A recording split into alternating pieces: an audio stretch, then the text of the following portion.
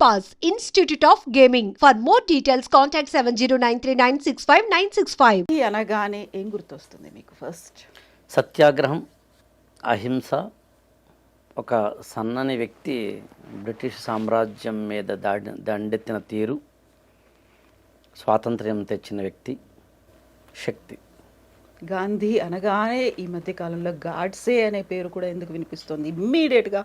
గాంధీని చంపిన వ్యక్తి గాడ్సే కాబట్టి భారత స్వాతంత్ర్యం రావడానికి కారణమైన ప్రధానమైన నాయకుల్లో గాంధీ ఒకరు. అలాంటి గాంధీని ఒక గాడ్సే అనే వ్యక్తి కాల్చి చంపడం అనేది భారతదేశ చరిత్రలోనే కాదు, ప్రపంచ చరిత్రలోనే ఒక విషాదకరమైన సంఘటన మాత్రమే కాదు, ఆశ్చర్యకరమైన సంఘటన మాత్రమే కాదు, ఆలోచన రేకెత్తించిన సంఘటన కూడా. అందుకని గాంధీ అనగానే భారత స్వాతంత్ర్యం వచ్చిన ఒక 25 ఏళ్ళు, 30 ఏళ్ళు, 40 ఏళ్ళు అంటే 1990ల వరకు గాడ్సే పేరు పెద్దగా రాకపోయినా వినకపోయినా తర్వాత మాత్రం ముఖ్యంగా గత 10-15 ఏళ్లలో మాత్రం గాడ్సే చరిత్ర, గాడ్సే రాసిన వాంగ్మూలం, అంటే ఇది నాథురాం వినాయక్ గాడ్సే నేను ఎందుకు గాంధీని హత్య చేశాను, ఈ టైప్ ఆఫ్ బుక్స్ మనకి రావడం వల్ల the tone, the voice, the version of Godse కూడా ప్రపంచానికి తెలిసింది. ఇప్పుడు స్వాతంత్ర సంగ్రామం, అహింసాయుతంగా జరిగినటువంటి ఒక పోరాటం, వీటన్నిటికీ సంబంధించి మనకు స్వాతంత్రం వచ్చింది, సెలబ్రేట్ చేసుకుంటున్నాము. విత్ ఇన్ ఏ ఇయర్ హత్య జరిగింది. ఆ తర్వాత గాడ్సేని ఒక హీరోగా ప్రొజెక్ట్ చేయడం అనేది మీరు చెప్పినట్టుగా ఈ 10-15 సంవత్సరాల్లో రీజన్స్ ఏమై ఉంటాయి?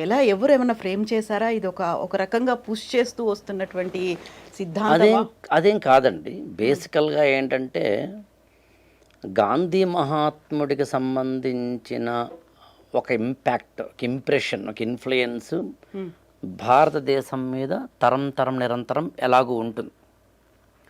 1947 ఆగస్టు 15 భారతదేశానికి స్వాతంత్ర్యం వచ్చింది. స్వాతంత్ర్యం వచ్చిన ఒక 5.5 నెలలకే 1948 జనవరి 30 గాంధీని గాడ్సే హత్య చేశారు. అంటే ఒక 5.5 నెలల్లోనే దేశానికి స్వాతంత్ర్యాన్ని తీసుకొచ్చిన ఒక వ్యక్తిని, ఒక శక్తిని హత్య చేయడం అనేది చాలా అతిపెద్ద సంఘటన. ఎందుకు జరిగి ఉండాలి? గాంధీ సంబంధించిన సిద్ధాంతాలు కానీ, గాంధీకి సంబంధించిన ఉద్యమాలు లాంటి వాటిని కానీ, నాకేమీ ఆయనతోటి వ్యక్తిగతమైన వైరుధ్యమో, విభేదమో, శత్రుత్వమో లేనే లేదని స్పష్టంగా గాడ్సేనే చెప్తారు. వ్యక్తిగా నాకేమీ కక్ష లేదు, పగ లేదు, ప్రతీకారం లేదు. ఆయన సిద్ధాంతాలు ఆయనకు ఉండొచ్చు, కానీ దేశానికి స్వాతంత్ర్యం రావడం అనే ఒకానొక క్రమ పరిణామంలో జరిగిన కొన్ని ఘట్టాల్లో గాంధీజీ స్పష్టంగా మిస్టేక్స్ చేశారు అన్నది గాడ్సే వాదన. ఇంకా గమనించాల్సిన విషయం ఒకటి ఉంది. గాంధీని చంపేసిన తర్వాత గాడ్సే తను కాల్చుకోలేదు, పారిపోలేదు, అజ్ఞాతంలోకి వెళ్ళిపోలేదు. తానే స్వయంగా పోలీసులకి లొంగిపోయారు, సరెండర్ అయిపోయారు. పైగా దాదాపుగా ఒక గాంధీ మరణించినప్పటి నుంచి ఒక 21 నెలలకి నాథురాం వినాయక్ గాడ్సేకి ఉరి శిక్ష వేయడం జరుగుతుంది. అంటే ఒక 2 years అనుకోండి, కాస్త అటు ఇటుగా. ఈ 2 ఏళ్లలో అనేక వాదనల్లో గాంధీని తాను ఎందుకు చంపాను అనేదాన్ని గాడ్సే సుస్పష్టంగా చెప్పడం జరుగుతుంది. సమర్థించుకున్నారు, ఖచ్చితంగా సమర్థించుకుంటాడుగా. తప్పు చేశాను, చంపడం తప్పే. ఒక వ్యక్తిని ఇంకొక వ్యక్తి చంపడం ఎప్పుడు తప్పే. ఒక వ్యక్తికి ఇంకొక వ్యక్తి శిక్ష వేసే అర్హత ఎవ్వరికీ లేదు. చట్టాలు, కోర్టులు, న్యాయస్థానాలు, లేకపోతే కనుక పోలీసులు మనం ఏర్పరచుకున్న ఒకానొక అది ఏమంటామంటే కాన్స్టిట్యూషనల్ వే ఆఫ్ ఎగ్జిక్యూషన్ ఉంటుంది. మనిషి ఇంకొక మనిషిని తిట్టడం కానీ, విమర్శించడం కానీ, కొట్టడం కానీ, శిక్షించడం కానీ చేసే హక్కు లేదు. ఆ మాట మనం చెప్పడం కాదు, గాడ్సేనే చెప్తాడు స్వయంగా. ఇందులో నేనేమి గాంధీని చంపడం రైట్ అంటలేదు, తప్పే. కానీ చెయ్యక తప్పని తప్పు అంటాడు అతను. అనివార్య పరిస్థితులు అనివార్యం, చెయ్యక తప్పదు నాకు. అందుకని గాంధీని ఎందుకు చంపాననే దాన్ని గాడ్సే దాదాపు ఒక 160-170 పేరాల్లో చెప్తాడు అతను. ముఖ్యంగా 26 పాయింట్లు చెప్తాడు గాంధీని ఎందుకు చంపాను అనే వాటిలో సుస్పష్టంగా 26 పాయింట్లలో స్పష్టంగా A to Z ఎక్కడెక్కడ ఏ మిస్టేక్స్ గాంధీ చేశారనే దాన్ని బేస్ చేసుకుని చెప్తారు. ఇక్కడ గమనించాల్సిన విషయం ఒకటి ఏముందంటే 1947లో స్వాతంత్ర్యం వచ్చినప్పుడు దేశం విడిపోయింది. ఈ 2 nation theory, Pakistan and India అనే 2 దేశాల ఏర్పాటు అనేది ఒక అనివార్యమైన పరిస్థితి ఏర్పడింది. ఇది నిజానికి ఈ దేశ విభజన అనేది మామూలుగా ఇవాళ 77 సంవత్సరాల తర్వాత మనకి పెద్దగా పెయిన్ఫుల్గా అనిపించకపోవచ్చు. 77 సంవత్సరాల కిందట అంటే 1947లో అప్పటి భారతీయుల అఖండ భారతదేశం మనది. ఈ పక్కన బంగ్లాదేశ్ మనది, ఆ పక్కన పాకిస్తాన్ మనది, మధ్యలో ఇవాళ మనం అనుకుంటున్న ఏదైతే భారతదేశం ఉందో ఇవంతా మనదే. ఈ అఖండ భారతదేశంతో ముడిపడిన జీవితాలు అవి. ఇప్పుడు ఒక్కసారిగా దేశం విడిపోయింది అన్నప్పుడు కాందిశీకులుగా, శరణార్థులుగా అటు పాకిస్తాన్ నుంచి ఇండియాకో, అంటే ఇవాళ ఇండియాకో, ఇండియా నుంచి పాకిస్తాన్కో, ఇక్కడ వాళ్ళు అక్కడికో, అక్కడ వాళ్ళు ఇక్కడికో వెళ్ళిపోవాల్సిన పరిస్థితి. పైగా దేశ విభజన అనేది మామూలుగా అయితే ఒక జాతిపరమైన అంశము, ఇంకొక అంశం అయితే కనుక బ్రాడర్ సెన్సిటివిటీ ఉంటుంది సోషియాలజీలో, బ్రాడర్ సెన్సిటివిటీ. అలా కాకుండా మతము అనే ఒక కోణం మీద ఆధారపడి విడిపోయింది. అదే ప్రాతిపదికన, మత ప్రాతిపదికన విడిపోవడం వల్ల వచ్చిన ఇబ్బంది ఏముంటుందంటే చాలా సెన్సిటివిటీ ఎక్కువ ఉంటుంది. ఎప్పుడైతే సెన్సిటివిటీ ఎక్కువ ఉందో మత కల్లోలాలు జరిగినాయి, మత ఘర్షణలు జరిగినాయి. ఇక్కడ వారు అక్కడికి, అక్కడ వారు ఇక్కడికి వెళ్ళిపోవాల్సిన పరిస్థితి. అది బస్సుల్లో వెళ్ళిపోయిన వాళ్ళు ఉన్నారు, ట్రైన్స్లో వెళ్ళిపోయిన వాళ్ళు ఉన్నారు, బండ్లు కట్టుకుని వెళ్ళిపోయిన వాళ్ళు ఉన్నారు, మోసుకుంటూ వృద్ధుల్ని తీసుకెళ్ళిన వాళ్ళు ఉన్నారు. అయితే ఇడిసిపోతే నడిసి వెళతా అయ్యసారు అన్నట్టుగా మీరు వదిలేస్తే చాలు, బస్సులు వద్దు, బండ్లు వద్దు, వెళ్ళిపోతాము అన్నవాళ్ళు ఉన్నారు. 10 లక్షల మంది చనిపోయారు ఒక్క ఆ ఇన్సిడెంట్లో. కొన్ని నెలల గ్యాప్లో 2 కోట్ల మంది కనీసం డిస్ప్లేస్ అవ్వాల్సిన పరిస్థితి. అంటే నిర్వాసితులైపోయి తమ ఇళ్ళు, తమ గూడు, తమ ఆఫీసులు, తమ ఉపాధి, తమ పిల్లల చదువులు, తమ మతాలు, తమ మత గ్రంథాలు, తమ మత విశ్వాసాలు, మత స్థలాలు, ప్రార్థనా ఆలయాలు, అది మస్జిద్ కావచ్చు, అది గుడి కావచ్చు, వీటన్నిటిని విడిపోయిన ఒకనొక పరిస్థితిని 1947 ఆగస్టు 15 నుంచి మనం చూసినప్పుడు నిజంగా అయితే కళ్ళలో నీళ్ళు వస్తాయి. అందులో మెజారిటీ సంసిద్ధంగా లేరు, ఎప్పుడు ఉండే అవకాశం లేదు. ప్రజలు ఎప్పుడు కూడా సంసిద్ధంగా ఉండే అవకాశం లేదు. ఎందుకంటే బ్రాడర్ అవుట్లుక్లో చూసినప్పుడు ప్రజలకి ఇవన్నీ సంబంధం ఉండదు. అందుకే అమాయకులు, నిరక్షరాస్యులు, అక్కడ ఉన్న సామాన్య ప్రజలకి ఎప్పుడు ఇబ్బంది అవుతుంది. మీకు ఈ ఇన్సిడెంట్స్ మీద ఆధారపడి చాలా పుస్తకాలు కూడా వచ్చినాయి. మీకు ఖుష్వంత్ సింగ్ అని ఆయన ట్రైన్ టు పాకిస్తాన్ అని ఒక నోవెల్ రాశారు. అలాగే రావి పార్ అని ఒక కథల సంపుటి ఉంది, హిందీలో వచ్చింది, తర్వాత ఇంగ్లీష్లోకి ట్రాన్స్లేట్ అయ్యింది. గుల్జార్ అని ఆయన రాశారు. గుల్జార్ అంటే ఫేమస్ లిరిసిస్ట్. ఆ కథల సంపుటి టైటిలే రావి పార్. రావి పార్ అంటే రావి అనే నదిని దాటడం అని. మనకి బియాసు, సట్లజు, సింధు, రావి నదులు భారత పాకిస్తాన్ల మధ్యన ఉంటాయి. 5 నదులు. సింధు నది నాగరికత పుట్టింది అక్కడే. అప్పట్లో ఈ అంటే కాందిశీకులుగా, శరణార్థులుగా వెళ్ళిపోవడం అనేది ఒక్కసారి ఊహిస్తేనే కానీ మనకు అర్థం కాదు. యాక్చువల్గా రోజుకి లక్షల మంది, వేల మంది ఏం దొరికితే అది పట్టుకుని వెళ్ళిపోయే ఒకనొక పరిస్థితి ఉన్నప్పుడు రావిపార్ అనే కథానికలో రాస్తారు ఆయన. ఒక ఫ్యామిలీ, 2 పిల్లలు, వాళ్ళిద్దరూ కూడా కవల పిల్లలు. అదే last train to reach India, ఇంకా తర్వాత ట్రైన్స్ లేవు, వీ హ్యావ్ టు గో. 2 పిల్లలతోటి తల్లి తండ్రి కిక్కిరిసిపోయిన రైలు బోగీల్లో, అంటే 100 మంది పడతారు ఒక బోగి అనుకుంటే దాదాపు ఒక 300-400 మంది పట్టేంత రైలు బోగీల్లో పైన కూర్చుని, కింద కూర్చుని, బాత్రూంలో కూడా కూర్చుని, పట్టుకుని ఒకళ్ళ మీద ఒకళ్ళు పడిపోయి వెళుతున్న ఒకానొక సందర్భంలో, అది కూడా దాదాపు ఒక 2 రోజులు 3 రోజుల జర్నీ అది రైలు, అంతేకాని కేవలం ఏదో ఒక అరగంటో గంటో కాదు. ఒక కపుల్, ఒక దంపతుల వాళ్ళకి 2 కవల పిల్లలు ఉంటే అందులో ఒక అబ్బాయి ఈ జర్నీలో చనిపోతాడు. ఆ అబ్బాయికి ఒక 5 ఏళ్ళు 6 ఏళ్ళు ఉండుండొచ్చు. చనిపోతే ఇప్పుడు ఇంకా 2 రోజులు 1.5 డేనో జర్నీ ఉంటుంది కాబట్టి చుట్టుపక్కల వాళ్ళు, అమ్మ మీ అబ్బాయి చనిపోయాడు కాబట్టి బయటనే పాడేయండి, వేరే మార్గం లేదు, లేకపోతే కంపు వస్తుంది అంటే ఒప్పుకోదు తల్లి, తండ్రి కూడా ఒప్పుకోడు. ఎంత కాదనుకున్నా చూస్తూ చూస్తూ కన్న కొడుకుని అలా వదిలేసుకుని కదులుతున్న రైల్లోంచి కింద పడేయడం జరగదు. ఆమె వెక్కి వెక్కి ఏడుస్తూ రాత్రంతా ఏడుస్తూ ఒక అర్ధరాత్రి పూట ఎప్పుడు పడుకుంటుంది ఆమె తల్లి, తనకి గుర్తు తెలియనంతగా.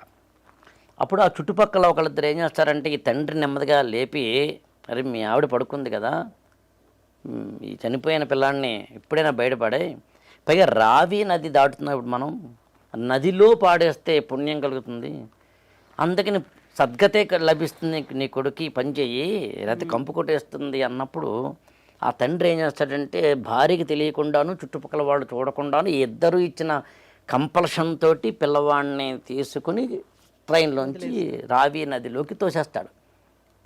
తోసేస్తే ఆ గాల్లో ఉన్నప్పుడు ఆ శిశువు లేదా ఆ 5-6 ఏళ్ల పిల్లవాడు కెవ్వుమనరుస్తాడు.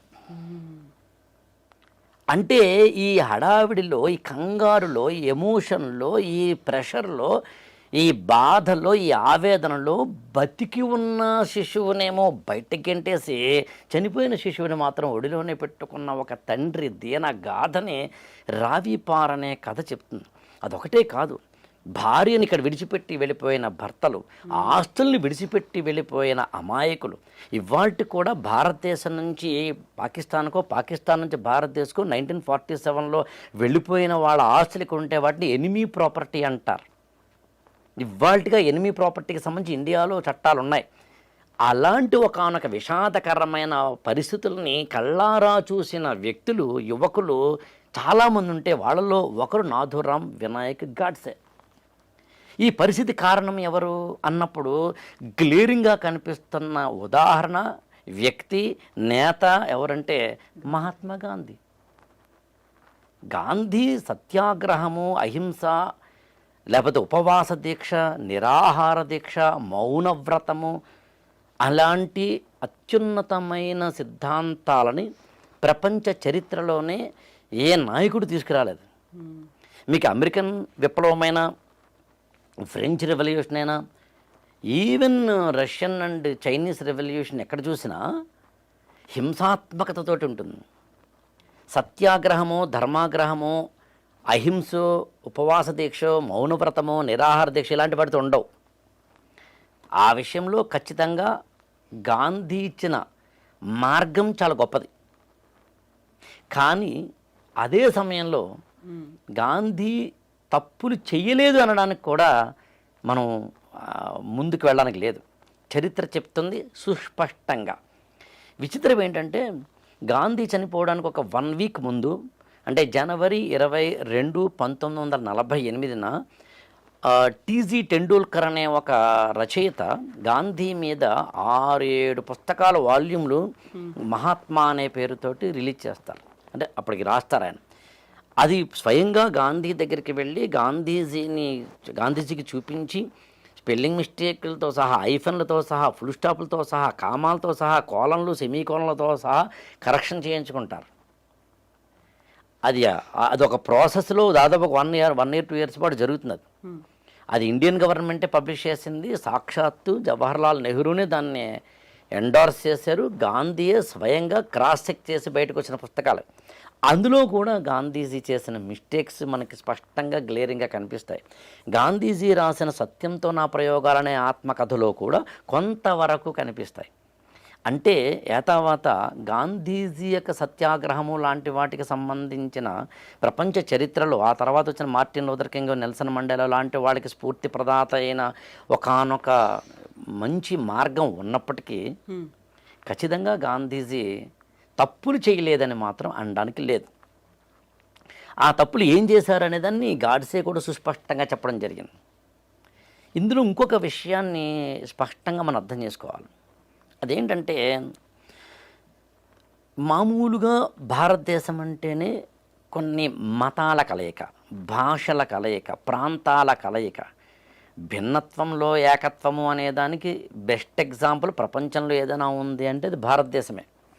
అందునే భారతదేశాన్ని ఉపఖండంగా చెబుతాం, సబ్ కాంటినెంట్ అంటాం. అంటే ఒక కాంటినెంట్కి ఎన్ని లక్షణాలు ఉంటాయో వైవిధ్యం పరంగా అన్నీ ఉంటాయి ఈ దేశానికి అనే అర్థంలో. అందుని భారతదేశం అనేది వివిధ మతాల కలయిక కాబట్టి ఒక సెన్సిటివ్ ఇష్యూగా మతపరమైన అనైక్యతో ఐక్యతో ఏదో ఒకటి మాత్రం ఈ దేశానికి ఎప్పుడూ ఉంటుంది. గాంధీజీ దాదాపు ఒక 20-21 సంవత్సరాల పాటు దక్షిణాఫ్రికాలో ఉన్నారు. ఒక లాయర్గాను బారిస్టర్గాను పనిచేశారు. అక్కడ ఆయన సత్యాగ్రహం లాంటి వాటికి సంబంధించిన సక్సెస్ని లేదా విజయాలను చవి చూసిన వ్యక్తే. ఆ తర్వాత ఇండియాకు వస్తారు ఆయన. 1915 జనవరి 9 ఆయన ఇండియాకు వచ్చారు. నేను జనవరి 9 అనే డేట్ కూడా ఎందుకు చెప్పానంటే ఇవాళకి భారత ప్రభుత్వము ప్రవాసీ భారత దివస్ అని జనవరి 9 చేస్తుంది. అంటే వివిధ దేశాల్లో ఉన్న భారతీయులందరూ, ప్రవాస భారతీయులందరూ భారతదేశానికి చేస్తున్న కాంట్రిబ్యూషను, వాళ్ళు ఆయా దేశాల్లో స్థానికంగా చేస్తున్న కాంట్రిబ్యూషన్ని స్మరించుకుంటూ మనం ప్రవాసీ భారత దివస్ అని చేస్తాం. ఆ ప్రవాసీ భారత్ దివస్ని జనవరి 9 ఎందుకు చేస్తామంటే ఆ రోజునే భారతదేశానికి 1915లో గాంధీ మహాత్ముడు వచ్చాడు కాబట్టి. ఒక ప్రవాస భారతీయుడై భారతదేశానికి తిరిగొచ్చి భారతదేశ స్వాతంత్ర్యాన్ని సాధించడానికి తన యొక్క అన్ని అంటే త్యాగాలను చేసి, మళ్ళీ ఈ పదం కూడా నాథురం వినాయక్ గాడ్సేనే చెప్తారు తన వాంగ్మూలంలో. ఆయన చాలా కష్టాలు పడ్డారు, ఆయన చాలా తన యొక్క అంటే వ్యక్తిగతమైన వాటన్నిటిని వదులుకున్నారు, నేనే కాదంటం లేదు అనే అర్థం వచ్చేలాగా. సో అలాంటి గాంధీ మహాత్ముడు భారతదేశానికి వచ్చిన రోజు మనం ప్రవాసీ భారత దివసం చేస్తాం. ఇక్కడ చాలా విపులంగా మనం సుస్పష్టంగా ఒక 4-5 పాయింట్లు చెప్పుకోవాలి.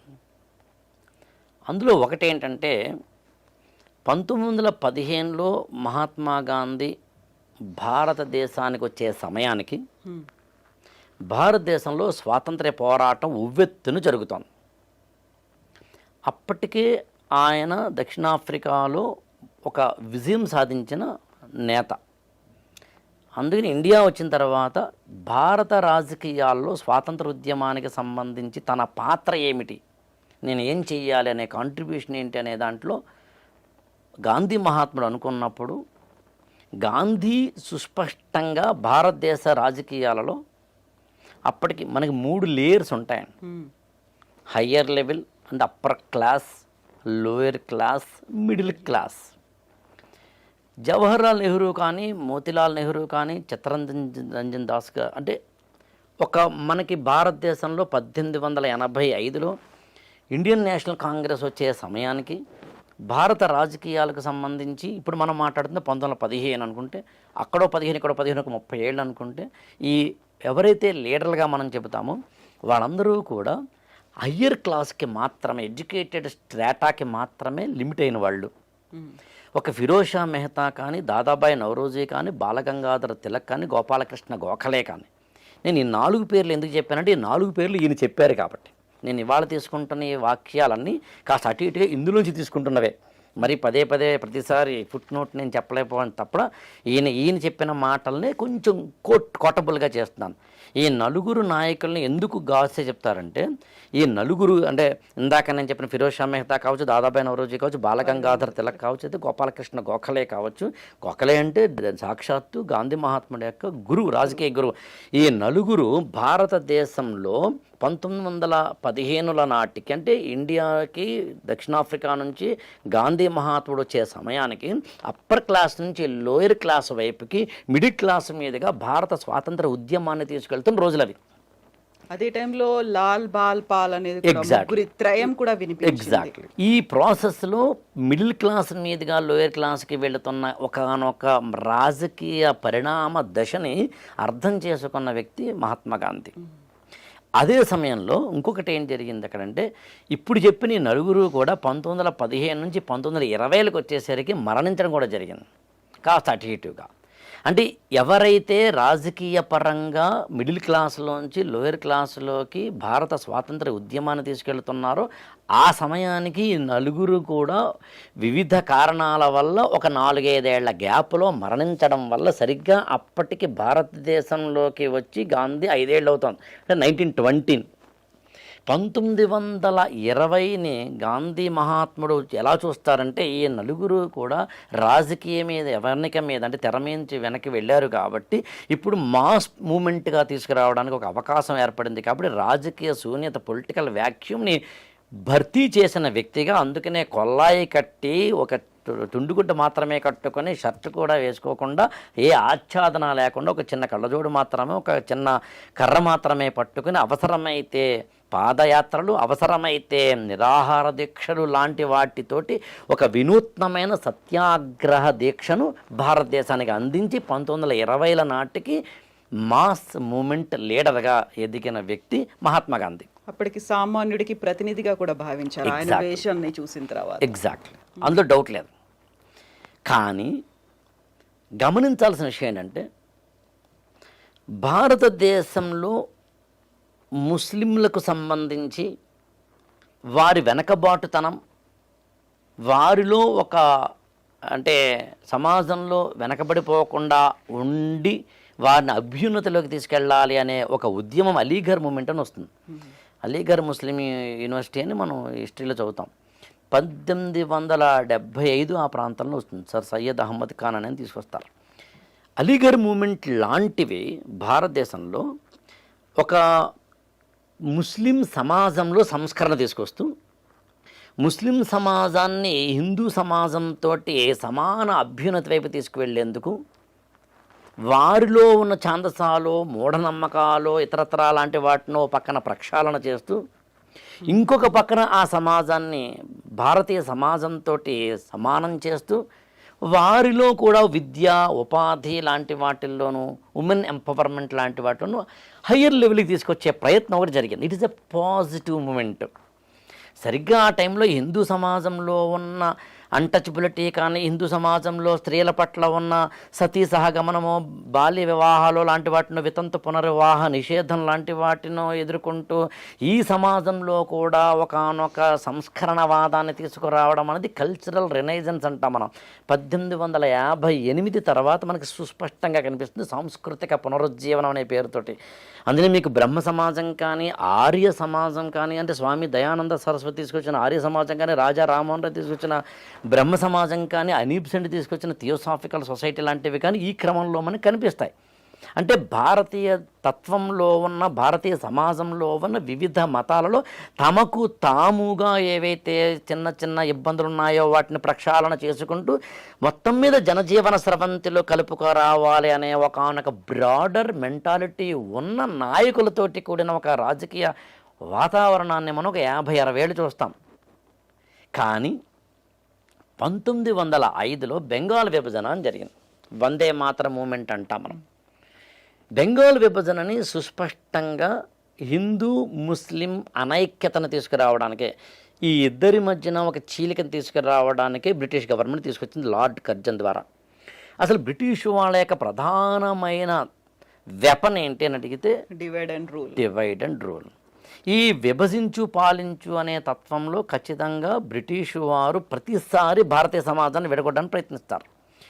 అలాంటి ఇప్పుడు మనం మాట్లాడుతున్న కాంటెక్స్ట్లో ఈ ఇద్దరి సమాజాల మధ్య, అంటే హిందూ ముస్లింల సమాజాల మధ్య ఒక చీలికను తీసుకురావడానికి ద గ్లేరింగ్ ఇన్సిడెంట్ ఏంటి అంటే 1905 బెంగాల్ విభజన. అది చాలా అంతకుముందు యాక్చువల్గా హిందూ సమాజము, ముస్లిం సమాజము కలిసికట్టుగా మనకి 1857 స్వాతంత్ర తిరుగుబాటులో కూడా మనం చూస్తాం, అంటే సిపాయిల తిరుగుబాటులో చూస్తాం. అంతెందుకు అష్ఫాకుల్లా ఖాన్ లాంటి ముస్లింలు, అంటే ముస్లిం యువకులు భారత స్వాతంత్ర సంగ్రామంలో పార్టిసిపేట్ చేయడాన్ని మనం చూస్తాం తర్వాత కానీ ముందు కానీ. బట్ ఓవరాల్గా 1905లో జరిగిన ఇది చాలా కీలకమైన. అందులో మీకు 1906లో ఆల్ ఇండియా ముస్లిం లీగ్ అని వస్తుంది. ఆల్ ఇండియా ముస్లిం లీగ్ అనేది ప్రధానంగా అంతకుముందు అలీఘర్ మూమెంట్కి ముస్లిం లీగ్కి ఉన్న తేడా ఏంటంటే మన సమాజంలో ఉన్న లోపాలను సవరించుకుంటూ ఇతర సమాజాలతోటి మనం కలిసి ఇతర సమాజాలు మనల్ని కనుక తక్కువ చేస్తుంటే ఆ పాజిటివ్ డిస్క్రిమినేషన్ అర్థం చేసుకుంటూ అప్లిఫ్ట్మెంట్ ఆఫ్ ద కమ్యూనిటీ అనేది ఎజెండా. అది కొంతకాలం అయ్యేసరికి మనకి ఆల్ ఇండియా ముస్లిం లీగ్ లాంటి వాటిలో ఎంత కాదనుకున్నా మనకి అనిపించేది ఏంటి అంటే ఒక రిలీజియస్ ఫెనటిజం, అంటే ఒక మత ఛాందసవాదంలోకి వెళ్ళడము అనేది జరుగుతుంది. అదే ఫ్రంట్ ఎండ్లోకి వచ్చేసి అది ఫ్రంట్ ఎండ్లోకి వస్తుంది. 1906 ఆ ప్రాంతంలో ఆల్ ఇండియా ముస్లిం లీగ్ వస్తుంది. మనకి అలీ బ్రదర్స్, ఆ తర్వాత మహమ్మద్ అలీ జిన్నా ప్రధానంగా దాన్ని ముందుకు తీసుకెళ్ళిన వ్యక్తులుగా మనం చూస్తాం. సరిగ్గా ఇదే సమయంలో 1909లో మింటో మోర్లే రిఫార్మ్స్ అని వస్తాయండి. చాలా సింపుల్గా చెప్పాలంటే భారతదేశంలో రాజ్యాంగపరమైన రాజకీయపరమైన సంస్కరణలు తీసుకురావడంలో భాగంగా బ్రిటిష్ గవర్నమెంట్ ఏం చేస్తుంది అంటే సెపరేట్ ఎలక్టరేట్ అని ఒక పదం వాడతారు అక్కడ. సెపరేట్ ఎలక్టరేట్ అంటే అర్థం ఏంటంటే ముస్లిం ఓటర్లు తమ ముస్లిం రాజ్య ప్రతినిధిని పార్లమెంటుకో లేకపోతే కనుక అసెంబ్లీకో పంపించడం. అది నిజానికి సమాజాన్ని మొక్కలు చేయడం. అది 1909లో జరుగుతుంది. తర్వాత 1916లో హిందూ మహాసభ అని వస్తుంది. మదన్ మోహన్ మాలవీయ ప్రారంభిస్తారు. యాక్చువల్గా నాథురామ్ వినాయక్ గాడ్సే ఆ హిందూ మహాసభ ఆర్ఎస్ఎస్ కార్యకర్త. ఆయన అందరూ చాలా సుస్పష్టంగా ఇందులో చెప్తాడు, నేను కొంతకాలం ఆర్ఎస్ఎస్లో పనిచేసి హిందూ మహాసభలో పనిచేసిన వ్యక్తిని అని. అంటే 1915-20 నాటికి భారతదేశంలో హిందూ ముస్లిం యూనిటీ అనేది దెబ్బతింది. ఇది గమనించిన నేత గాంధీ. ఇప్పుడు గాంధీ ముందున్న ఆప్షన్ ఏంటంటే అతిపెద్ద సవాల్ కూడా ఏంటంటే నేను పోరాడాల్సింది బ్రిటిష్ వాళ్ళ మీద. బ్రిటిష్ వారి మీద నేను పోరాడాలి అంటే నా దేశంలో ఉన్న అందరూ నాతో కలిసి రావాలి. అన్ని కులాలు కలిసి రావాలి, అన్ని భాషలు కలిసి రావాలి, అన్ని మతాలు కలిసి రావాలి, అన్ని సంఘాలు కలిసి రావాలి, అన్ని ప్రాంతాలు కలిసి రావాలి, అన్ని వర్గాలు, వయోవర్గాలు, స్త్రీ పురుష భేదాలు అన్నీ అందరూ కలిసి రావాలి. కలిసి రావాలి అంటే నేను ముస్లింలను నా వైపు అట్రాక్ట్ చేయాలి. హిందూ ముస్లింల చీలికలతోటి ఈ దేశాన్ని విభజించి పాలించాలనుకుంటున్న బ్రిటిష్ వారికి నేను సమాధానం చెప్పాలి అంటే నేను కూడా ముస్లింలను చేరదీసుకోవాలి. చేరదీయాలి అంటే వారికి నేను ఎక్కువ బహుమానాలు ఇవ్వాలి. ఈ తప్పు కాదు. కానీ గాంధీ చేసిన అతిపెద్ద మిస్టేక్ ఏంటంటే వీరికి ఇవ్వకుండా వీరికి ఎలా ఇస్తారు. 2 ఇవ్వడం కూడా ప్రభుత్వమైన నాయకులైన తాయిలాలని ఎంతవరకు ఇవ్వాలి, ఎంతవరకు ఇవ్వకూడదు, విచక్షణ ఏంటి అని తెలుసుకోవాలి. ప్రతి ఒక్క వ్యక్తికి అతనికి ఏ అడ్వాంటేజ్ ఉంటుందో అదే డిసడ్వాంటేజ్ అవుతుంది. ఎవరికైనా అంతే. ఏ వ్యక్తికైనా, ఏ నాయకుడికైనా, ఏ సంఘానికైనా మీకు ఏది డిసడ్వాంటేజ్ చెప్పండి అది అడ్వాంటేజ్ అవుతుంది, ఏది అడ్వాంటేజ్ చెప్పండి అది డిసడ్వాంటేజ్ అవుతుంది. గాంధీకి బ్రిటిషు వారిని ఎదుర్కోవడానికి నేను ముస్లింలను చేరదీసినప్పుడు వారు నాతోటి కలిసి వస్తే అప్పుడు నేను హిందూ సమాజం ఎలాగూ నాతో ఉంటుంది, అప్పుడు ఇద్దరినీ కలిసి తీసుకువెళ్ళవచ్చు అనే ఒకనొక ఆలోచన. నిజంగా చెప్తున్నానండి, ఈ పుస్తకంలో గాడ్సే ఈ పాయింట్ని ఎంత లాజికల్గా, రేషనల్గా, ఎగ్జంప్లిఫరీగా ఇన్స్టెన్సెస్ తోటి చెప్తే ఆశ్చర్యపోతాం. అదే ఇప్పుడు చాలా కన్విన్సింగ్గా అనిపిస్తోంది. ఎగ్జాక్ట్లీ. కన్విన్సింగ్ అనే పదం కూడా నేను వాడిన. కన్విన్సింగ్ అనేది కూడా ఎక్కడో కిట్టుబాటే కాదు, ఇట్స్ రైట్. గాంధీని గాడ్సే చంపడం తప్పేమో తప్ప చంపడానికి ఒకానొక ప్రేరేపించిన ఘట్టాలు మాత్రం రైట్.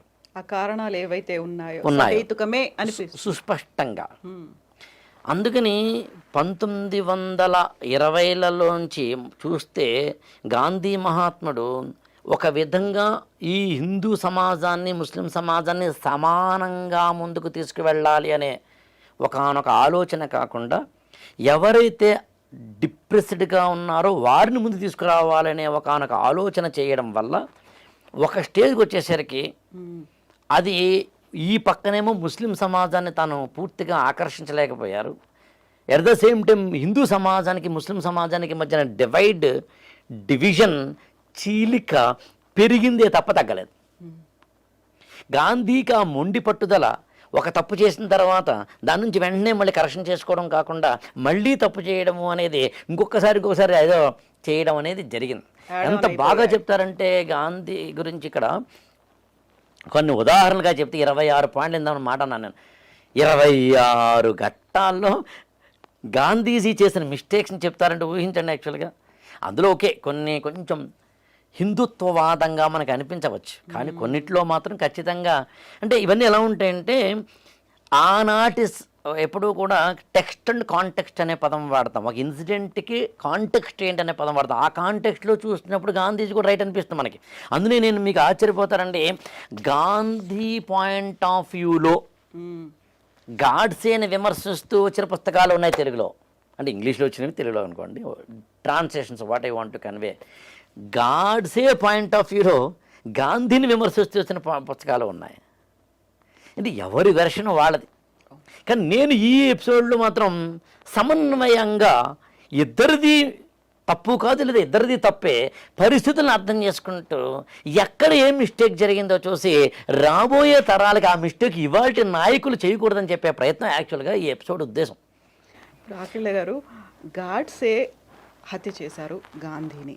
అక్కడ డివిజన్ అనేది ఉండకుండా ఉంటే బాగుండేది, ఆ తప్పు గాంధీ వల్లే జరిగింది అనేది గాడ్సే బలంగా నమ్మారు. నిజంగా అవే రీజన్స్గా ఆయన పేర్కొన్నారు కూడా.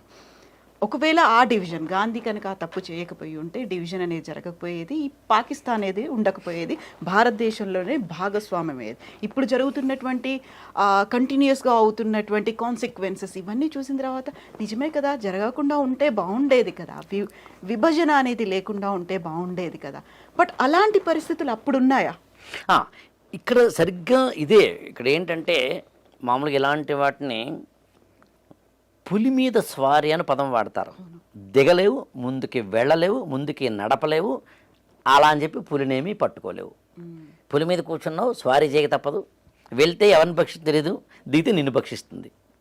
గాంధీకైనా ఎవరికైనా ఆ యాక్చువల్గా లీడర్షిప్ క్వాలిటీస్లో అక్కడే వాట్ ఆర్ యూ అని తెలుస్తుంది. యాక్చువల్గా ఎలా బ్యాలెన్స్ చేశారు అది చారిత్రకంగా ఉన్న అనేకమైన అంశాలలో మనకి కనిపించేది అదే. గాంధీ చేసిన మిస్టేక్స్గా గాడ్సే చెప్పిన 26 అన్నీ ఇక్కడ మనకి టైం సరిపోదు, కానీ ఉన్నంతలో చూస్తే ఒకటి ఖిలాఫత్ మూమెంట్. ఖిలాఫత్ మూమెంట్లో ఎక్కడో టర్కీలో ఉన్న ముస్లింలకు సంబంధించిన ఖలీఫా యొక్క ప్రాధాన్యాన్ని బ్రిటిష్ గవర్నమెంట్ తగ్గిస్తోంది అనే దాన్ని ఆధారం చేసుకొని ఖిలాఫత్ మూమెంట్ని భారతదేశంలోకి తీసుకురావడం ద్వారా ముస్లిం కమ్యూనిటీకి బాసటగా ఇండియన్ నేషనల్ కాంగ్రెస్ నిలుస్తుంది. డైరెక్ట్గానో ఇండైరెక్ట్గానో గాంధీజీ కూడా నిలుస్తారు. దాంతో స్వాతంత్ర సమర యోధులందరూ నిలుస్తారు. దీని ద్వారా కలిసి ఉండే ప్రయత్నం హిందూ ముస్లిం ఐక్యతకు సాధ్యం అనే దాన్ని ఆధారం చేసుకుని గాంధీజీ ఖిలాఫత్ మూమెంట్ తీసుకొచ్చారు. బట్ అది ఫెయిల్ అయింది. అలాగే మోప్లా తిరుగుబాటు కేరళ ప్రాంతంలో మలాబార్ అనే ఏరియాలో మోప్లాలని ఒక ముస్లిం కమ్యూనిటీ దాదాపు ఒక 1000 సంవత్సరాల కిందట అరబ్ కంట్రీస్ నుంచి భారతదేశానికి వచ్చిన వారు ఇప్పటికీ ఉన్నారు. వారు స్థానికంగా ఉన్న హిందువుల మీద దాడులు చేయడం లాంటివి చేసినప్పుడు గాంధీజీ ఏ స్టాండ్ తీసుకోవాలి అంటే బాధితుల స్టాండ్ తీసుకోలేదు. అలాగే ఆర్య సమాజం మీద దాడి చేయడం జరిగింది గాంధీజీ.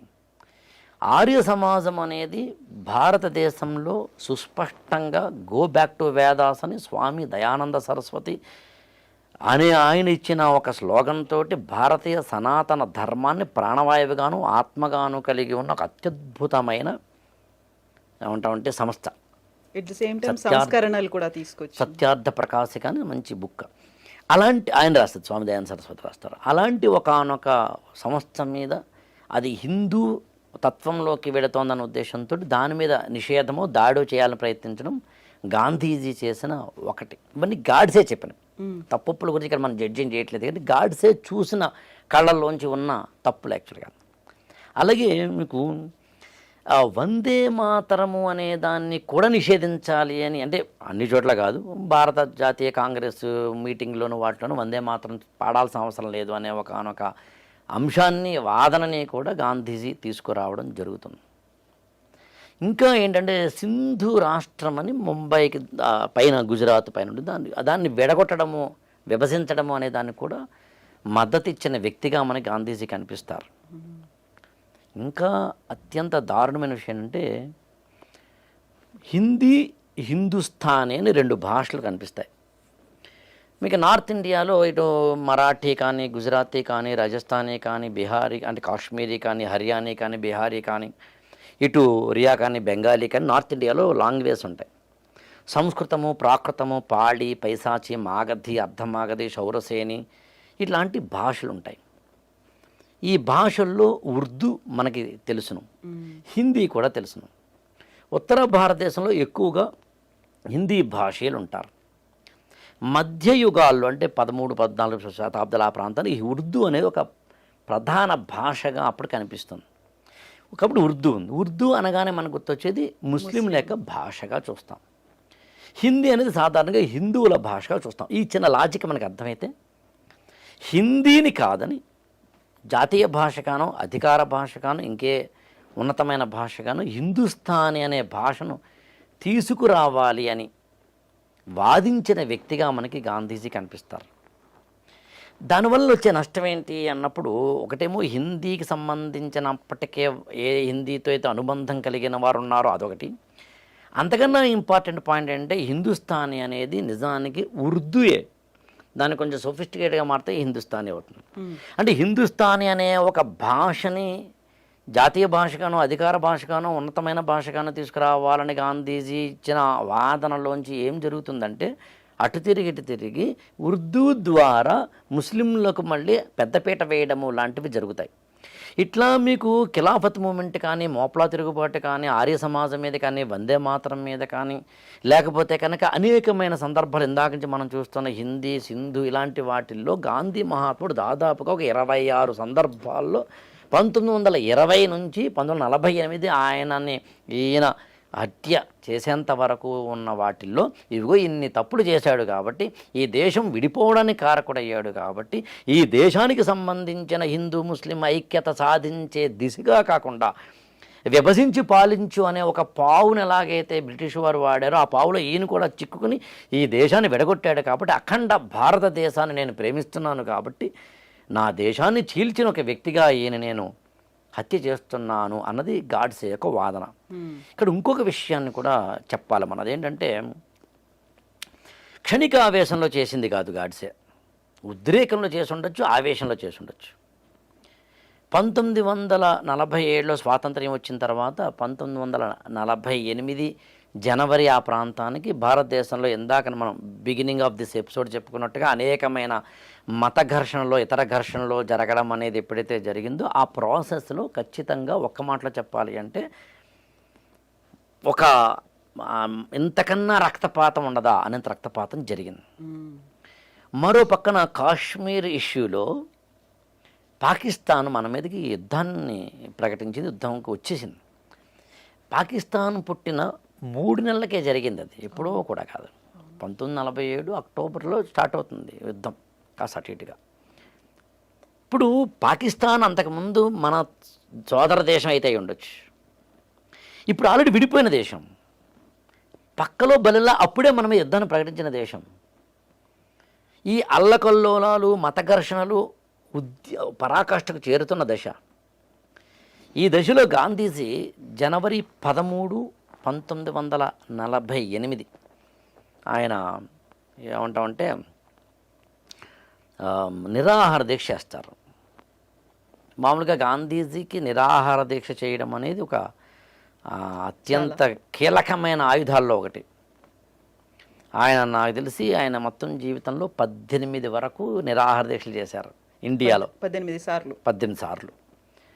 1915లో ఆయన భారతదేశానికి వస్తే 48లో మరణించే వరకు, అంటే స్వాతంత్రం పొందిన 47లో స్వాతంత్రం అనుకుంటే కనుక ఒక 32 ఏళ్ళు 33 ఏళ్ళు టైం ఫ్రేమ్లో ఆయన 18 సార్లు చేశారంటే కాస్త అటు ఇటుగా ఎవ్రీ 2 ఇయర్స్కి ఒకసారి అతిపెద్ద దీక్ష చేశారు, మధ్యలో ఇంకా చాలాసార్లు చేశారు ఆయన.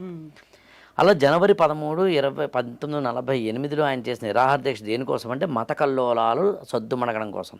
దాదాపు 100 మంది వరకు మత పెద్దలు, వివిధ రకాల మత పెద్దలు వచ్చి, ప్రతినిధులు వచ్చి గాంధీతో కూర్చుని మాట్లాడి ఆ నిరాహార దీక్షను విరమింప చేయడానికి ప్రయత్నిస్తారు. అది జరిగింది ఒక 5 రోజుల తర్వాత, అంటే జనవరి 18 నాటికి. అప్పుడు 7 షరతులు విధిస్తారు గాంధీజీ. ఆ 7 షరతులు కూడా దురదృష్టవశాత్తు పాకిస్తాన్కి అనుగుణంగానో, ముస్లింలకు అనుగుణంగానో, లేకపోతే కనుక పాకిస్తాన్లో ఉన్న ముస్లింలకు, ఇండియాలో ఉన్న ముస్లింలకు అనుగుణంగానే ఆ 7 ఉంటాయి తప్పించి, కానీ సమానంగా హిందూ ముస్లింలకు సంబంధించిన సమ ప్రాధాన్యాన్ని ఇస్తూ వారందరినీ కూడా ఒక రక్షించాలి అనుకున్నప్పుడు నీ భేదం ఉండకూడదు. అందులో ప్రధానంగా అవన్నీ హిందూ వ్యతిరేకంగా కనిపిస్తాయి అప్పుడు, ఖచ్చితంగా కనిపిస్తాయి. అందులో ఆ 7 షరతులు కూడా అనేసరికి నాథురామ్ వినాయక్ గాడ్సే కానీ, నారాయణ దత్తాత్రేయ ఆప్టే లాంటి వారికి కానీ, వీర సావర్కర్ కానీ, గోపాల్ గాడ్సే అంటే నాథురామ్ వినాయక్ గాడ్సే తమ్ముడికి కానీ, డాక్టర్ పర్చూరి లాంటి వాళ్ళకి కానీ, ఒక 9 నుంచి 12 మంది యువకులకి అది ఖచ్చితంగా రక్తాన్ని మరిగించేలాగా, నరాలని ఆవేశంలోకి పొంగుకొచ్చేలాగా, ఒక తీవ్రమైన ఆవేశానికి తీసుకెళ్లేలాగా చేయడం అనేది అత్యంత సహజమైన కార్యకారణ సంబంధంలోంచి వచ్చిన కాజ్ అండ్ ఎఫెక్ట్లోంచి వచ్చినదే అది. అక్కడ ఎప్పుడైతే 7 షరతులు, ఆ షరతులను మళ్ళీ పైగా పాకిస్తాన్కి భారతదేశం ఒక 55 కోట్లు ఏదో కంపెన్సేటరీగా ఇవ్వాలి లాంటి వాటికి సంబంధించి చూసినప్పుడు ఈ వ్యక్తి వల్ల ఎంత నష్టం జరిగింది అనే ఆ సిద్ధాంతం ఇంత నష్టం జరిగింది అన్నది నేను ఇందాక ఒక మాట చెప్పాను. అదే అడ్వాంటేజ్ డిసడ్వాంటేజ్ అవుతుంది, అదే డిసడ్వాంటేజ్ అడ్వాంటేజ్ అవుతుంది అన్నట్టుగా ఆ హిందూ తత్వ భావజాలమే ఒక నాథురామ్ గాడ్సేనేమో ఒక వ్యక్తినే హత్య చేసేంత స్థాయికి ప్రేరేపించగా, గాంధీ ఏమో తాను పట్టుకున్నది అది అవసరమైతే కాలంతో పాటు దానికి రిలవెన్స్ పోతే కనుక దాన్ని వదిలేయగలగాలి అనే ఒకనొక తాత్విక చింతనలోకి వెళ్ళలేకపోవడం అనే బలహీనత కనిపిస్తుంది 79 సంవత్సరాలు అప్పుడు ఆయనకి. అందుకని 1948 జనవరి 30న బిర్లా హౌస్ ఢిల్లీలో గాంధీ అక్కడ స్టే చేస్తున్నారు కాబట్టి ఆయన రోజు సాయంత్రం పూట అక్కడ ఏమంటామంటే ప్రార్థనలు చేయడం అలవాటు కాబట్టి ఆయన ఆ ఇంట్లోంచి పక్కన ఉన్న లాన్లోకి వచ్చే ప్రయత్నం చేస్తూ ఉన్నప్పుడు సరిగ్గా సాయంత్రం 5 గంటలకి ఒక బూడిద రంగు ప్యాంటు వేసుకుని, తెల్ల చొక్కా వేసుకుని, ఒక కాకి రంగు ఒక అంటే జాకెట్ లాంటిది వేసుకున్న 37 సంవత్సరాల యువకుడు తన యొక్క మిత్రులను వెంట పెట్టుకొని, పిస్టోల్నేమో పక్కన పెట్టుకొని గాంధీకి ఒక 1.5 అడుగున్నర దూరంలో వెళ్ళి ఆయనకు ముందు దండం పెట్టి తలను వంచుకుని దేవుడికో అఖండ భారతదేశానికో స్మరణ చేసి పిస్తోల్తోటి 3-4 రౌండ్లతోటి కాల్చి చంపితే ఒక 20 నిమిషాలు ఆయన పెనుగులాడి అక్కడికక్కడే హే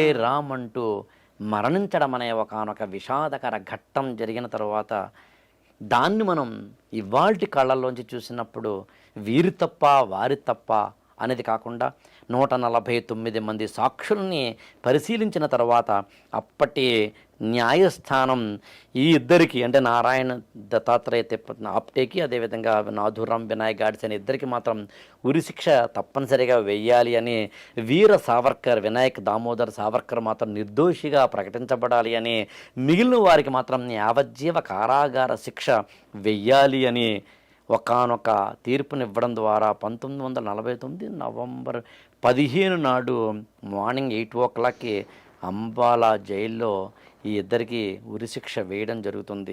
ఉరిశిక్ష వేసినప్పుడు కూడా కళ్ళల్లో నిర్మలత్వమే, గుండెల్లో ధైర్యతత్వమే, చేతిలోనేమో అఖండ భారత పటము అంటే అఖండ భారతదేశము అనే దానికి సంబంధించిన ప్రేరేపించిన పటము, అదేవిధంగా భగవద్గీత ఓ చేతిలోనూ, కాషాయ జెండా ఓ చేతిలోనూ వెళ్ళి ఉరికంబం ఎక్కి భగత్ సింగ్ లాంటి వారిలో చెప్తారు యాక్చువల్గా ఆ ఉరి తాడుని ముద్దు పెట్టుకున్నంతగా ఆవేశపడ్డాడు అంటారు. అలా వెళ్ళి ఆ నమస్తే సదా వత్సలే మాతృభూమి అంటూ ఆ మాతృదేశానికి ప్రణమిల్లి దైవదత్తంగా భావిస్తున్న మాతృమూర్తి అయిన భారతదేశానికి ఒక అత్యద్భుతమైన అర్పణ చేసి చేతిలో ఉన్న భగవద్గీత ఇతర వస్తువుల్ని పక్కనున్న ఆఫీసర్లకి ఇచ్చి అఖండ భారత్ అమర్ రహే అనే ఒకానొక నినాదాన్ని అక్కడ ఉన్న జైలు గోడలు మాత్రమే కాకుండా భారతదేశం ఆ పక్కన ఎక్కడో ఉన్న ఆఫ్ఘనిస్తాన్ వరకు ఈ పక్కన ఎక్కడో ఉన్న మయన్మార్ వరకు వినిపించేలాగా దిక్కులు పిక్కటిల్లేలాగా చెప్పి వందే మాతర నినాదంతో అసువులు బాసిన వ్యక్తి నాథురాం వినాయక్ గాడ్సే. ఒక సత్యాగ్రహాన్ని అందించిన ఒక వ్యక్తి, ఒక హింస వద్దు అన్న ఒక వ్యక్తి హింసకే బలివ్వడం అనే ఒక చారిత్రక ఘట్టం. నా నా నా హిందూ బంధువులు అనే ఒకనొక కోణంలో ఇంతకన్నా నాకు మరొక తీర్పు లేదేమో, ఏ న్యాయస్థానాల్లోనూ నేను ఇంతకన్నా తీర్పు పొందలేనేమో, ఈ వ్యక్తి ఇంకా ఉంటే ఈ దేశం ఇంకేమైపోతుందన్న భయమో, ఒకనొక తీవ్రమైన ఆవేశమో ఏదో నడిపించిన ఇతరేతర శక్తులు నడిపించిన అన్నట్టుగా నడిచి వెళ్ళిన, అంటే ఇతరేతర అంటే ఎవరో వ్యక్తులు కాదు నా ఉద్దేశం, భావజాలం అని చెప్పడం, వెళ్ళిన నాథురాం వినాయక్ గాడ్సే ఒకరు ఈ పక్కన కనిపిస్తారు, ఒకరు ఆ పక్కన కనిపిస్తారు. ఆయనే స్వయంగా రాసిన ఈ పుస్తకం చదివితేనేమో ఆయన కళ్ళల్లోంచి చూడొచ్చు, ఆయనని హిందుత్వ కళల్లోంచి చూసినప్పుడేమో ఇలా కనిపిస్తే, ఆయన మరొక కళల్లోంచి చూస్తే ఇలా కనిపిస్తే, ఏది ఏమైనా ఒకనొక చారిత్రక విషాద ఘట్టాన్ని మనం మాత్రం భారతదేశం చవి చూసింది అని మనకి అర్థమవుతుంది అనేది ఇక్కడ పాయింట్. ఇలాంటి ఘట్టాలని ఎందుకు మనం చదువుకోవాలి అన్నప్పుడు ఇతిహాసపు చీకటి కోణపు అట్టడుగు కనిపించని కథలన్నీ కావాలి. ఇప్పుడు దాచేస్తే దాగన సత్యం అంటాడు శ్రీశ్రీ.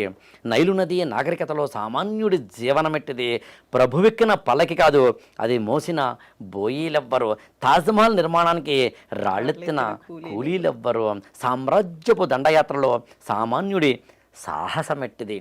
అందుకని ఇలాంటి వాటిల్లో మనం చెప్పడం ఉద్దేశం ఏంటంటే చరిత్రకు కనిపించని వాటిని ఎలా చూడాలి, ఇవాల్టి కోణంతో ఎలా చూడాలి, ఆనాటి సిట్యుయేషన్స్లోంచి ఎలా చూడాలి, ఇవాల్టి లీడర్లు ఇవాల్టి నాయకులు ప్రజలను తరలించేటప్పుడు కావచ్చు, ప్రాజెక్టులు కట్టేటప్పుడు కావచ్చు, సమాజానికి కావలసిన నా నీ అనే తరతమ భేదము లేకుండా నాయకుడు కనుకుంటే ప్రజల గుండెల్లో ఉంటాడు. ఒకసారి రాజకీయ అధికారంలోకి వచ్చి రాజ్యాంగాధికారంలోకి వెళ్ళిన తర్వాత, అంటే ముఖ్యమంత్రి ప్రధానమంత్రి అయిన తర్వాత నా వాళ్ళు అందరూ అనుకోగలిగిన ఒకనొక బ్రాడ్ మెంటాలిటీ ఉంటే గొప్ప లీడర్లు అవుతారు అనడానికి గాంధీజీ ఉదంతమే ఉదాహరణ.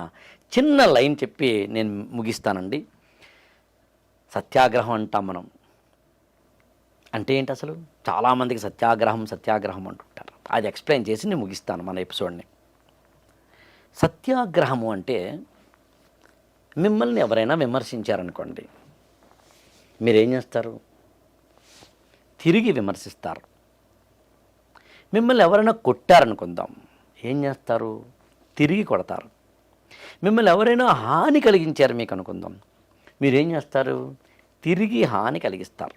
ఇది మానవ సహజ గుణం, తప్పేం కాదు. బ్రాడర్గా చూస్తే మాత్రం తప్పు, కొంచెం మన యొక్క కళ్ళతో చూస్తే తప్పు కాదు. అలా కాకుండా మిమ్మల్ని ఒకరు విమర్శించారు, మీరు ప్రతి విమర్శ చేయలేదనుకుందాం, మిమ్మల్ని ఒకరు కొట్టారు, మళ్ళీ కొట్టలేదు అనుకుందాం, ఏమవుతుంది? మీరు విమర్శిస్తే మళ్ళీ విమర్శిస్తారు, మీరు కొడితే మళ్ళీ కొడతారు, మళ్ళీ కొడితే మళ్ళీ కొడతారు, మళ్ళీ కొడితే మళ్ళీ కొడతారు, మళ్ళీ విమర్శిస్తే మళ్ళీ విమర్శిస్తారు. మొత్తం జీవితాంతం ఏం చేస్తామంటే కొట్టుకోవడాల్లోనే, ఘర్షణల్లోనే, తిట్టుకోవడాల్లోనే, బురద జల్లుకోవడాల్లోనే జీవితం అంతా గడిపేస్తాం. వదిలేస్తే ఏమవుతుందంటే అవతల వ్యక్తి ఎందుకు విమర్శించానా అని ఆత్మవిమర్శన జ్ఞానంలోకి వెళ్తాడు. నువ్వు అతను చేసిన విమర్శలో ఏమీ లాజిక్ లేదా అన్న ఆత్మవిమర్శన జ్ఞానంలోకి వెళ్తావు. ఎప్పుడైతే విమర్శని నువ్వు తీసుకుని తిరిగి విమర్శ చేయకుండా దీంట్లో తప్పులను ఆలోచించే ఒకానొక సంస్కారవంతుడిగా నువ్వు ఎదిగితే, సరిగ్గా నేను చేసిన తప్పా ఒప్ప అనే సంస్కార జ్ఞానంలోకి అవతల వ్యక్తి ఎదిగితే, అప్పుడు ఏమవుతుందంటే నేను చేసిన తప్పే అని విమర్శించినవాడు అతని విమర్శలో కూడా కొంత న్యాయం ఉందిలే అని విమర్శను తీసుకున్నవాడు అనుకున్నప్పుడు ఇద్దరు ఎదురుకుండా కూర్చుని కరచాలనం చేసుకుని ఒకరికొకరు సారీ చెప్పుకుంటే, అంటే క్షమా గుణాన్ని ప్రదర్శిస్తే అప్పుడు స్నేహ బాంధవ్యం ఏర్పడుతుంది. 1+1 = 2 అది గణితం. 1+1 = 2 అది జీవితం అనే విషయం ఈ ఇద్దరికి అర్థమైనప్పుడు కొట్టుకోవడం, తిట్టుకోవడం, విమర్శించుకోవడం, బూతులు తిట్టుకోవడం, హింసాత్మకంలోకి వెళ్ళడం జంతు ప్రవృత్తని ఒక విశాల దృక్పథంలోకి, ఆలోచన ధోరణిలోకి వెళ్ళినప్పుడు మానసికంగా శుద్ధి కలిగి, విమర్శనాత్మకంగా ఆలోచించగలిగి, బ్రాడర్ మెంటాలిటీలోకి వెళ్ళినప్పుడు అప్పుడు ఖచ్చితంగా ఆ ఇద్దరిలోనూ కూడా ఒక సంస్కారవంతమైన ఒక స్నేహ బాంధవ్యం ఏర్పడేందుకు అవకాశం ఉంటుంది అనేది అర్థమైతే అదే సత్యాగ్రహం. దీన్ని ఒక్క నిమిషంలో ముగిస్తాను. దీన్ని మహాభారతంలో ధర్మాగ్రహం అంటారు. అప్పటికే అరణ్యవాసము, అజ్ఞాతవాసం అయిపోయిన తర్వాత, అప్పటికే రాయబారాలు 2-3 అయిపోయిన తర్వాత, ఇక యుద్ధం చేయక తప్పదనే పరిస్థితిలో చివరి సమయంలో మనకి కృష్ణుణ్ణి రాయబారానికి పంపిద్దామని పాండవులు అనుకుంటారు కౌరవుల దగ్గరికి. అప్పుడు ధర్మరాజు మాట్లాడిన కొన్ని మాటలు కనుక వింటే ధర్మాగ్రహము, సత్యాగ్రహం అంటే ఏంటో అర్థమవుతాయి. మనం యుద్ధానికి వెళ్తాం, వాళ్ళు యుద్ధానికి వస్తారు. మనమే గెలుస్తామని గ్యారంటీ ఉందా? 50-50.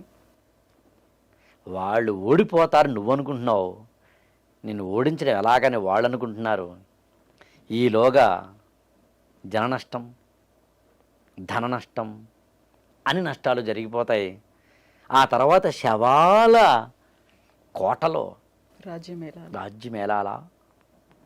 ఆ నెత్తుటి కూడిని తీసుకోవాలా?